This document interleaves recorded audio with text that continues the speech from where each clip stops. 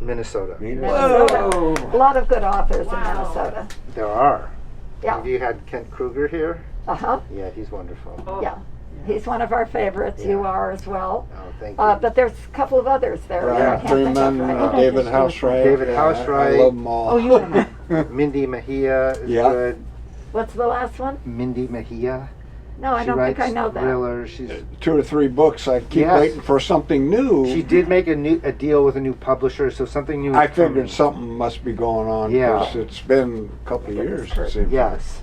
My horrible back room. Lose track of time. I thought that was you a while ago, but I wasn't sure with the mask on. I know. I'm going to take it off in a minute. Yeah. You Okay. can see my new mustache. There, ooh, I don't have one. I do. So, a live in-person author has come to talk about Carolina Moonset. I've read it. It's wonderful. So please welcome Matt Goldman. Oh, thank you. Yay. Thanks. And I borrowed it, took this off the I was chair. going to go, can I leave All right. somewhere? And this is what I look One, like. right? Is everybody comfortable if I take this Yes. off? Okay, thank you. Please, we can hear you that way. Yes. I feel like an anchorman. This is the most anchorman-like desk I've ever sat at. Thanks for having me, Anne. I have not been to Southern California since 2019. Right. which for We me had is a you for long your time. first, your second book, I believe. Yes, because I lived here a long time because I wrote television. And so Anne and I have been talking, and my publicist, who I love personally, but really let things fall through the cracks. Not only with you, but with Poison Pen. Oh, seriously? Yeah, some big bookstores. And so I just think they're getting used to this in-person thing again, too. I'll talk a little about this book. So I'm out here for this, and I'm also out here because I was lucky in my 20s to be a writer on Seinfeld. And Jerry's manager passed away. He was also an executive producer on the show, George Shapiro, a lovely person who was so kind to me. Louder?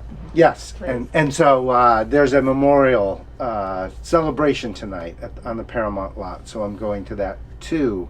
I have not worked in television, at least not, I did in 2020, I was in a Zoom writer's room on a show that was here, but I didn't come here. But other than that, I haven't worked on a show since 2018 and 2017 really, and that's when Gone to Dust, my first book, came out.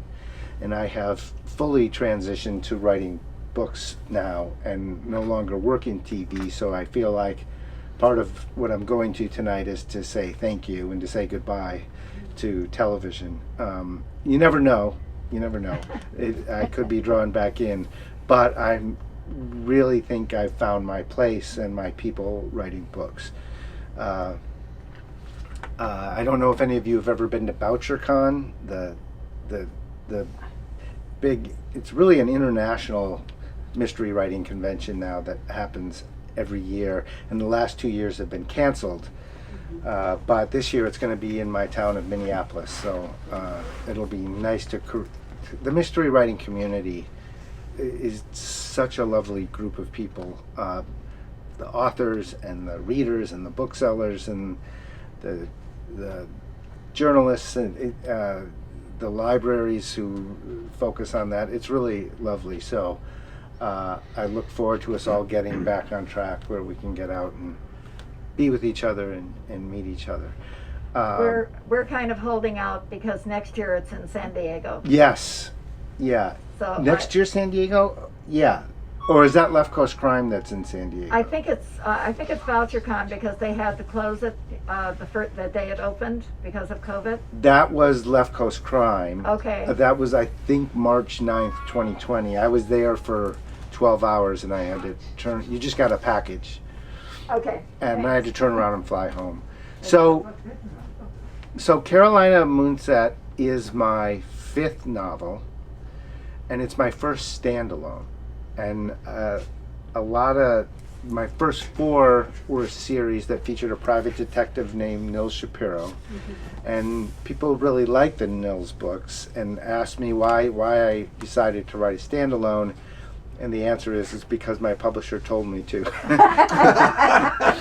So, series, if they don't catch on in a huge way after 3 or 4 books now, the publishers are moving on from them. So I hope to write another Nils book, and I have a plan to write another Nils book, but it's not this book that came out this year, and it's not the book that's coming out next summer, and it's not the book that's coming out after that. But then I hope to get back to Nils. I had always intended to keep that series going. I like. Oh, thank you. And so when they asked me to write a standalone, I had and I've wanted to do that too. I wish they would let me publish more than 1 book a year, but they don't. At least my publisher doesn't. And so I'm about to meet with my agent about how I can change that. If I have to do another book with another publisher. That's what some do. Yeah, Is they'll it? do 2, and one will be with this, and another like Chuck Box, and Oh, yeah. a few where they kind of flip flop Yeah. with 2 different. Because I have that TV writing work ethic, and I would like to keep it going and do more books. And we would love to have the Yeah, I books. was going to say that Yeah. sounds pretty good. Yeah. So I'll talk a little bit about where this book comes from, and it was my father suffered from something called Lewy body dementia, and a lot of people have heard of it, but a lot of people haven't, even though it's the second most common type of dementia next to Alzheimer's. And the way it worked with him is he lost his short-term memory. But his long-term memory was great. And my dad was a talker. He was just one of those people who loved to talk, kind of the opposite of me. He was very extroverted, and he would always call me to talk about some sports game he was watching or something he had read in the news. And when he lost his ability to do that, because he really couldn't keep track of what was going on with the news, with what was happening in sports, which he liked to watch, he didn't know what he'd had for lunch that day, or if he'd had lunch that day. It was really that acute, his short-term memory loss. But he still had that desire to talk. And so he started telling stories about his childhood, about my childhood and my brother's, and we started hearing things we had never heard before. And it was really a kind of a bittersweet silver lining to his short-term memory loss. And it was a very sad thing, because he knew that he didn't have, that he couldn't remember. And I always wondered about that. Like, how do you remember that you can't remember? But that is something that happened. And it was my parents had retired to Beaufort, South Carolina, and the rest of the family was far away, and it was a big toll on my mom. So toward the last couple of years of his life, they moved up to Minneapolis, where I live and my brothers live. And we were around to be around him more and to give my mom some help. But after he passed away, which was in 2016, a couple years later, it wasn't just pure emotion, but I got more of a clear head on it. I thought, because this is what writers do, what an interesting way into a mystery, to have a character who can remember the past in great detail but can't remember the present. And so I started playing with an idea that became Carolina Moonset, which I have set in Beaufort, South Carolina, which is where my mom's side of the family is from. So I've been going there since I was a baby, and in my never-ending quest to not do much research, I put it in a place I know. I've set my books in Minneapolis, which I know very well. I've set them in Los Angeles, which I know very well. And now this book is in South Carolina. And there's kind of a couple stories going on here at once, and there is kind of a two-headed mystery component and a bit of a romance component as well. And I'll talk about the mystery part first. And Anne, you've read the book, so Yes. please let me know if I'm missing something. But Joey lives in Chicago. Joey Green. He's 46 years old, and he's in Chicago where he grew up, and his sisters are there. But his parents moved to Beaufort, South Carolina, where his dad is from, and so he goes there to on spring break, but it's not really a vacation for him. He's going to just give his mom a break from caregiving to his father, and they live in this family home that's been in the family for generations. I don't know if you've ever seen the movie The Big Chill. If you remember that big white house they lived in, it's the house that was in our family was 2 blocks from that and looks just like that. So that can kind of help you picture Beaufort. And if you've ever seen a movie called The Great Santini or Prince of Tides, the writer Pat Conroy was from Beaufort. And it's a really gorgeous place. It's one town, there weren't many, but it's one of the towns when the Northern Army marched south at the end of the Civil War. They did not burn Beaufort. They kept it the way it was. And so all that that antebellum architecture is still there. It's really a lovely place. And so Joey goes down to give his mom a break, and she's a big pickleball player.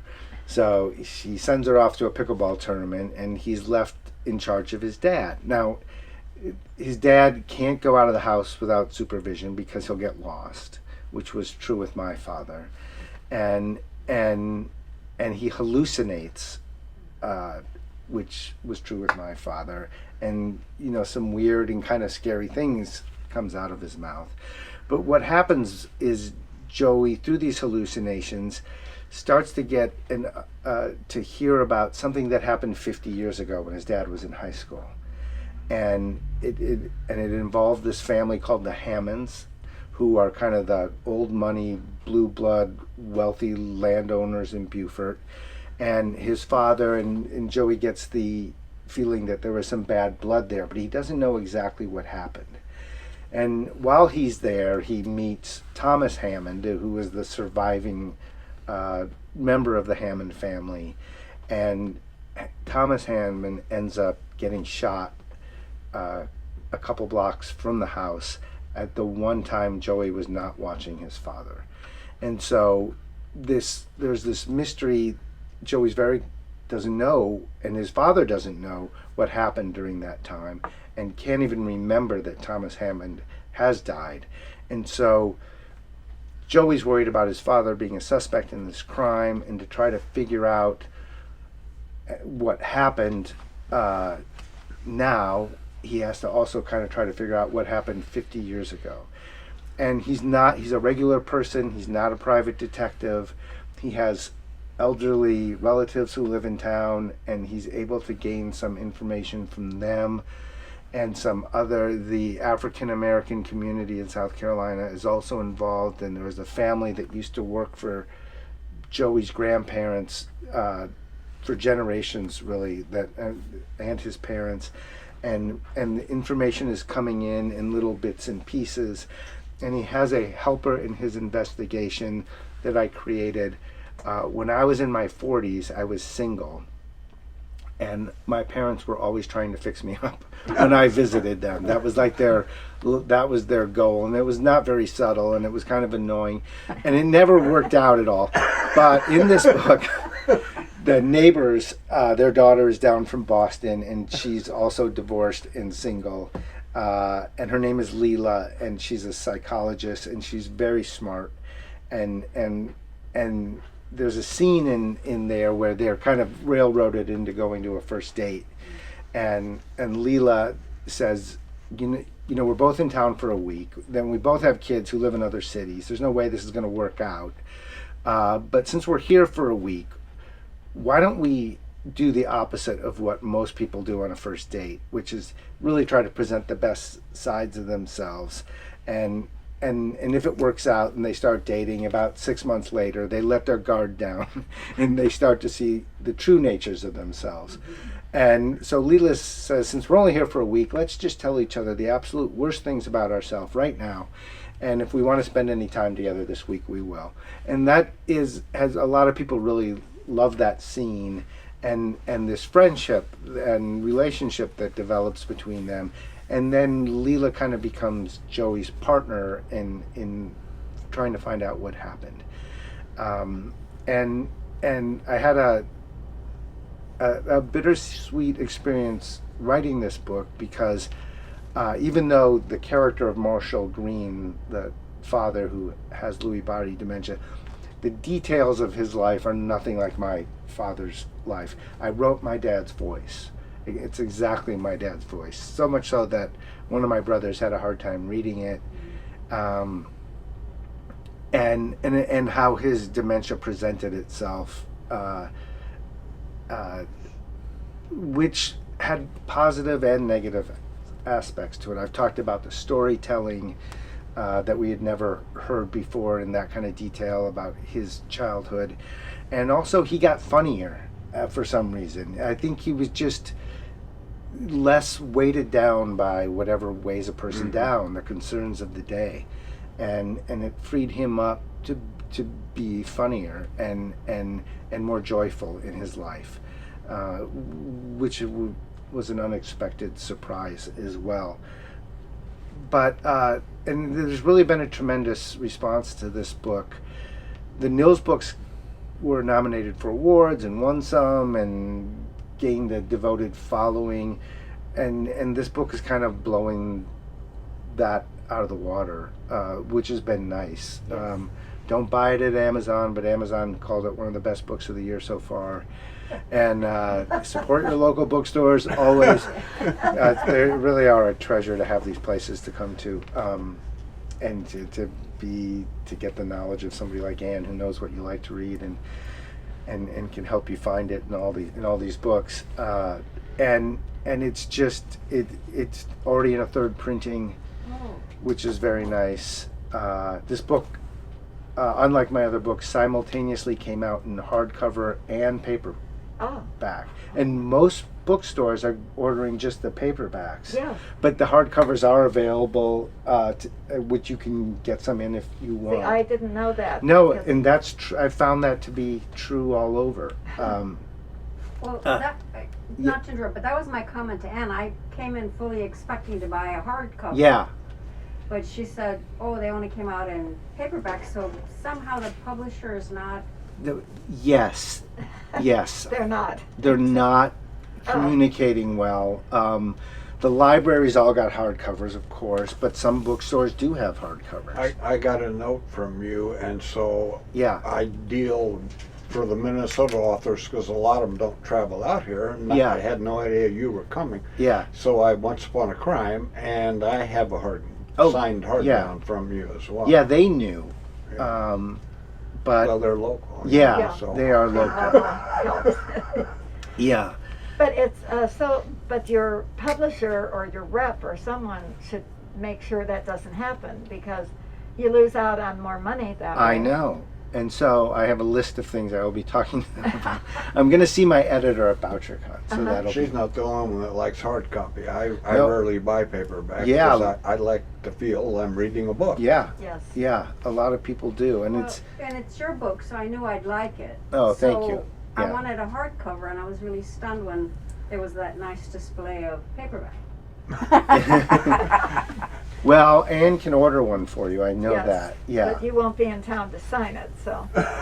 No, but we'll figure that out. We would, if yeah. We'll get you a signed hardcover one way or the other. Yeah. Okay. We'll So, work on it. And it's been so I've had as much as I miss Nils and I think about him all the time and how I'm going to write that next book.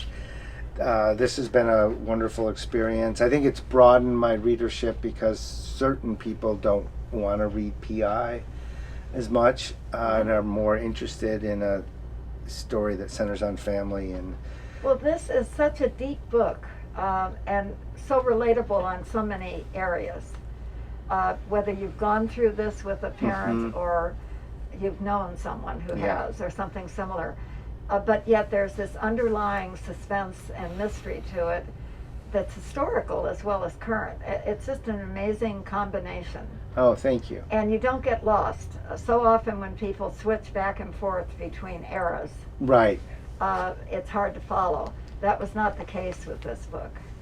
It was perfect. You always knew what era you were in. Yeah, and I think that's because I did make a choice at some point to keep it all in the present, and when we talk about the past, we're talking about the past. I'm not jumping back with flashbacks. So, and I tried that to jump back, and it didn't feel right to me. So I. No, this one reads so well. Oh, thank you.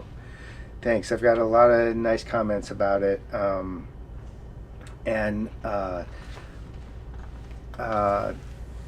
The next book is also a standalone that is kind of a domestic suspense book, which is the first book I've written in third person and the first book that I've written with a main character who's a woman. So, and that's set back in Minneapolis. But I enjoyed that too. It was a little harder for me to make. I keep trying to push myself to write not the same book over and over. So. And when is that expected out? They haven't announced it yet. It's tentatively called A Good Family, but it'll be sometime between May and August. Okay. Yeah. So it's on their calendar for the summer. When I say they are Forge's, my publisher's calendar for the release. And the book I'm writing currently, I do not have a contract for it because I did not want a contract for it, not yet. It's a sadly, this is going to count as historical fiction. It's 1981. I think they call that historical fiction now. They had to change the year. But I was in a band in high school in Minneapolis that played original music and played in clubs and things, and I left the band in 1981 to go to college, but they opened for U2 on U2's first American tour. But I have... We're impressed. You're impressing us. Well, I left. And I was the bass player. There's a line in the book I really love because a character is asked to join the band and play bass, and he says, but I don't know how to play bass. I've never played bass before. And the guitar player says, that's never stopped anyone before. But I have come up with a very different kind of murder story, much different than what I've ever read before, and I will finish the first draft of that in the next 2 weeks, and then it needs some work. But I really hope that book will be out in 2024. Oh. Yeah. Wonderful. Yeah. All these ideas. Yeah, that's the one thing I've not run out of ideas, and I have several others. So it's not going to happen soon. But you did say that eventually you'll go back to your original character. well, I do want to write a Nils book that will work as a complete standalone for those people who have not read Nils before. Okay. Because I do miss that character, and I get a few emails every week about when's the next Yeah, Nils. well, it was developing like so many series do, from the beginning to second, third, and Yes. Yeah. and so I was thinking the same thing until I saw that it wasn't. Yeah. I figured it was I know. gonna be I've also got a lot of emails like, I got your new book, and I was so disappointed to see it wasn't a Nils book, but then I read it and I really liked it. So yeah. Yeah, Yeah. it'll, Well, be, yes. it'll be If I great. may say, I was prepared to ask you about Neil's at Yeah. the signing. So you kind of preempted that. But the one thing I'll say, and I was preparing myself to you saying that his story arc was complete, that at least you left him in a relatively good place. So that's what I was at least trying to pacify myself. Yeah, when I wrote that, not knowing if it was going to be the last book, so I did want to do that for without giving too much away for those of you who haven't read Nils, you know, he was in a kind of a tough place in his personal life when the series started, and I really tried to make him a more modern person, especially a male PI, that he wasn't just a hard drinking, womanizing guy who moved through bottles of liquor and women in one book and then kind of did the same thing the next book and never grew as a person. I tried to make him a more intelligent, emotionally intelligent, A real person, yeah. person who was trying to find the right relationship and person in his life, and so he does progress through the 4 books, and to the point where in the last book I wrote, the one thing that he's a PI, he's kind of a classic Philip Marlowe like PI in the sense that he would put himself in dangerous situations. And part of those breaking the rules that the police sometimes don't do and a private eye does do, you can, and Philip Marlowe did, you can get yourself pistol whipped and and in a dangerous place and get in important, powerful, dangerous people's way. And so he starts to really, now that his personal life is improving and it's becoming more meaningful, he questions, like, is it worth it to do this anymore? Yeah, why you did it. And I really wanted to explore that in the last book. And so I made him 15 years younger than me.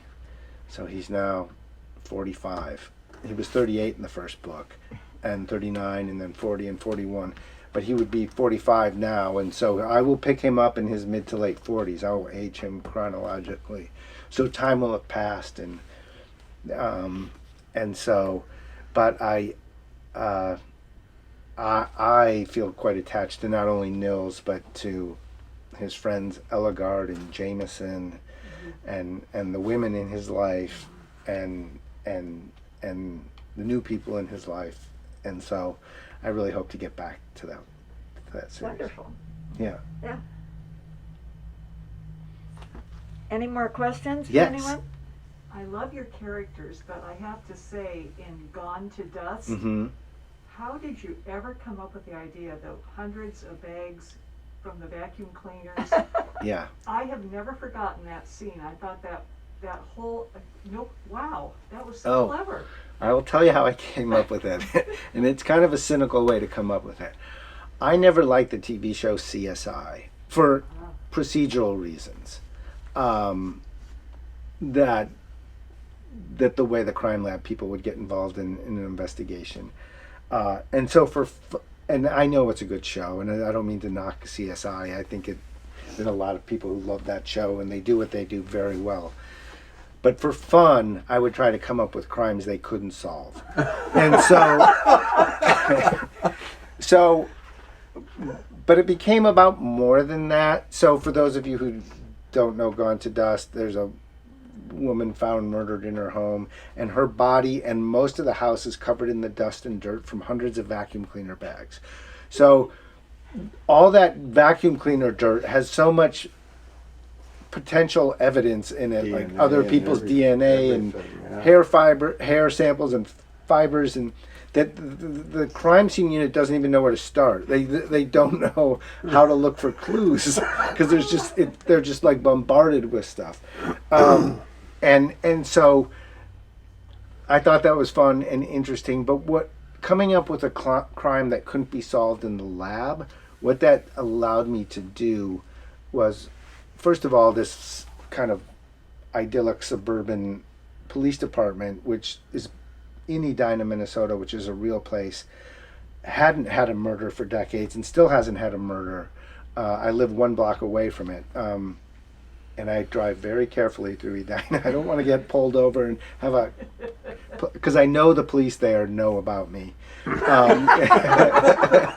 on their list. Well, because I made them like, we don't know how to investigate this murder, so they had to bring in a private detective as a consultant, which was, I tried to come up with an organic way to bring Nils into the story, but I do not roll through any stop signs in Edina.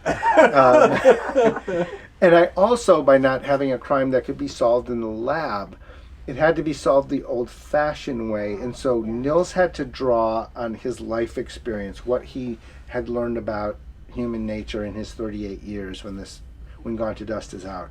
And that gave me a way to back into his personal life. So a lot of people think, because Nils kind of has my voice, comedically especially, but his personal life is not, like I don't have that, I have an ex-wife, but I don't have that kind of relationship at all with my ex-wife. I have kids, Nils doesn't, in Gone to Dust. He has a much more interesting romantic life than I ever did. But I backed into that to inform him what I needed him to know about the crime, about the Dust murder. And that gave him insight into the investigation. But that's, so it kind of came up, that CSI. I've thought of other crimes they couldn't solve either, which may come up in books. And then I thought, should the whole series be that? And I'm like, how could I possibly come up with that many kind of crimes? And even if I did, what kind of crazy coincidence would it be? Like, I would have had to make it like he was a national specialist who got brought into these situations. And so but yeah, I have come, there's a prequel I keep talking about in the books called The Duluth Murders. And that has one of those crimes too, that can't be solved in the lab. Yeah. Any other questions? Anything else? We want to thank you so much for your time. Well, and thank you for coming out and supporting the bookstore. And it's a hard time for people to start coming out. And it's... Yeah, but thank you so much. Thanks. And I'm sure you'll be happy to sign any books that people Yes, have. absolutely. And I'll mask up, so... Now that we know there's a hardcover. Well, I'm glad I wasn't the only one that missed it. Yeah, no, almost.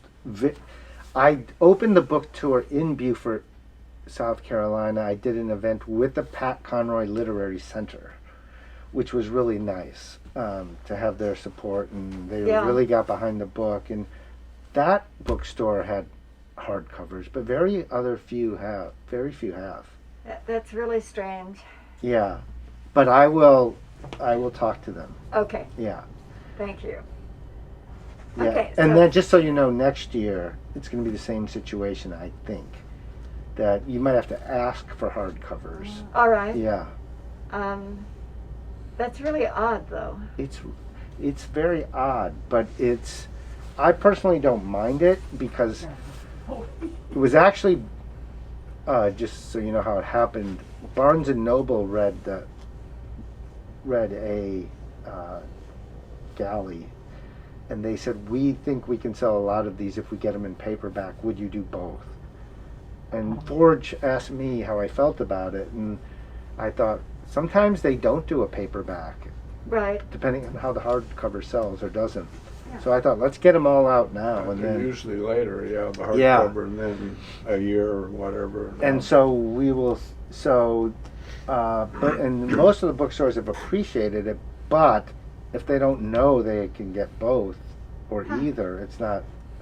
Okay. Well, we'll. So I will get into that. So I'll be more careful next year and order earlier and make sure I ask because we have this form we have to fill out as booksellers, Edelweiss. Yes. And it's where they show what authors are coming and what book, and so we fill that out, and you get what is supposedly Interesting. the right thing. Well, I will have a talk with them about it. Okay. Super. I had heard, I think, that in the UK they would publish hardcover and paperback simultaneously, but in the United States it was always the hardcover comes out, and if the sale, I assume, if the sale is warranted, Yes, that's then true. they would also issue a paperback edition. Yeah. So I guess the publishing industry, as everything else, is changing in the United States, I guess. Yeah, I think you're right. Because sometimes there's some really good books that don't come out as paper. Did you ever have Hart Hansen down here? He wrote a book called The Driver. What was the name again? His name is Hart Hansen. No. He wrote The Driver. He created the TV show Bones. Oh, okay. He's a wonderful writer, and he made this big deal with Dutton because he used his Hollywood agents, which I did not do. I thought they would somehow wreck it. But it never came out in paperback, which is too bad. I'm sure it sold as well as Gone to Dust. I just think they expected more. Yeah. Have to look him up. Yeah. Okay. He lives in Venice, so he's close. Yeah. But telephone. But I'm happy to sign any books. Yeah, please. Yeah. Oh, we have